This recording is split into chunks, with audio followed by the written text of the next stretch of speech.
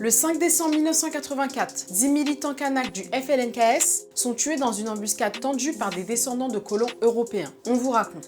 En 1981, l'élection de François Mitterrand à la présidence suscite chez les Kanaks un nouvel espoir d'indépendance. Espoir qui s'effondrera au fil de son mandat, entraînant des semaines d'affrontements et de violence entre les deux camps. C'est dans ce climat tendu que survient le drame du 5 décembre 1984. 17 Kanaks de la tribu de Tiendanit reviennent d'une réunion à Yingen et trouvent leur chemin bloqué par un tronc d'arbre. À peine arrêtés, un déluge de coups de feu s'abat sur eux. Certains meurent sur le coup, d'autres, qui tentent de fuir, sont traqués par les assaillants et exécutés. Le bilan de ce bain de sang est terrible.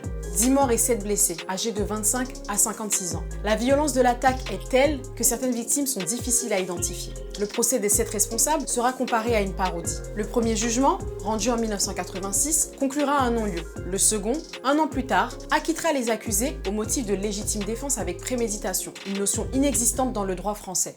L'État ne se prononcera pas. Jean-Marie Tjibaou, leader du FLNKS et frère de 2 des victimes, réagira au verdict en déclarant « Cela veut dire qu'on peut abattre les Kanaks comme des chiens et qu'il n'y a pas de justice en Nouvelle-Calédonie. » Cet épisode tragique, qui n'est pas enseigné à l'école, est commémoré chaque année par le peuple kanak. Sur le lieu du drame, à Wanyat, un mémorial a été érigé. Une stèle porte cette inscription « Fils de Kanaki, souviens-toi ».